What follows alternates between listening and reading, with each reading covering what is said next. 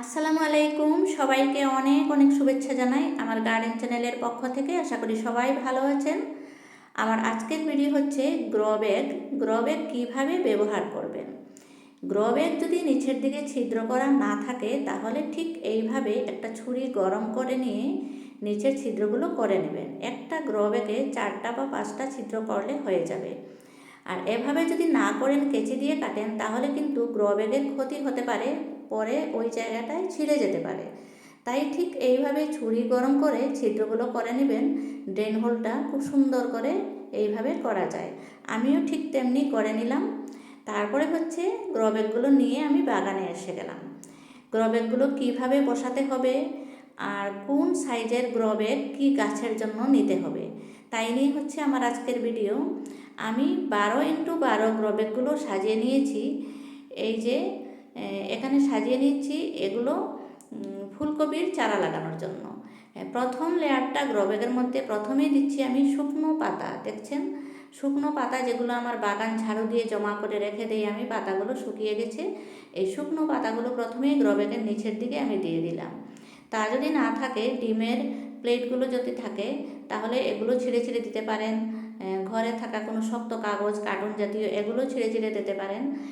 তারপরে হচ্ছে প্রথম লেয়ারটা দেওয়ার পরের লেয়ারটা আমি কম্পোস্ট, যেগুলো আমার সবজির খোসা যেগুলো আমি পচিয়ে নিয়েছি সেগুলো দিয়ে দেব সেকেন্ড লেয়ারে। এই যে দেখেন, শুকনো পাতা দিয়েছি, তারপরে সবজির খোসাগুলো যেগুলো কম্পোস্ট হয়ে গেছে অলরেডি, এগুলোর সাথে অল্প অল্প মাটি মিক্স রয়েছে, সেগুলো আমি দিয়ে দিচ্ছি। আর এই দুটো গ্রো ব্যাগে আমি দিয়েছি ডিমের প্লেট ভেঙে। আর এই যে বস্তাটা দেখেছেন, এটার মধ্যে রয়েছে সমস্ত আমার বাগানের ওয়েস্টেজ জিনিসগুলো। কিছু কিছু পুরনো ফুলের গাছ ছিঁড়ে এগুলো দিয়েছিলাম, কোনো কোনো গাছের মাটি বদলেছিলাম, এগুলো এখানে জমা রয়েছে। এগুলোই আমি দিয়ে দিচ্ছি আমার গ্রো ব্যাগের নিচের দিকে। ঠিক এইভাবে করে গ্রো ব্যাগগুলো রেডি করছি আমি।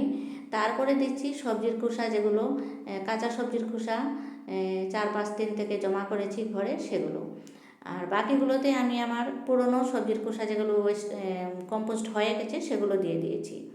এভাবে করে গ্রো ব্যাগগুলো রেডি করছি। তার উপরে লেয়ার দিচ্ছি আমি মাটি, যেটা দেখতে পাচ্ছেন এটা শুধু মাটি নয়, এটার সাথে রয়েছে শুকনো গোবর সার মিক্স করে, তার সাথে অ্যাপসম সল্ট দিয়েছি আর নিমখোল দিয়েছি, সেগুলো পরিমাণ মতো দিয়ে আমি মিক্স করে নিয়েছি।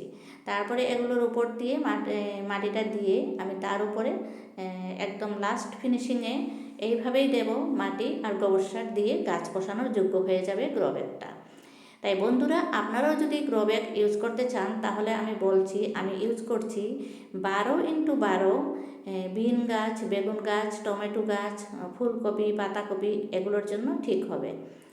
আর তাছাড়া আমি ধনিয়া, মূলা এগুলো লাগিয়েছি শাকের জন্য, যেগুলো শাক জাতীয় জিনিস, গাছটা খাটো থাকলে হবে, সেগুলোর জন্য দরকার আছে 15x6।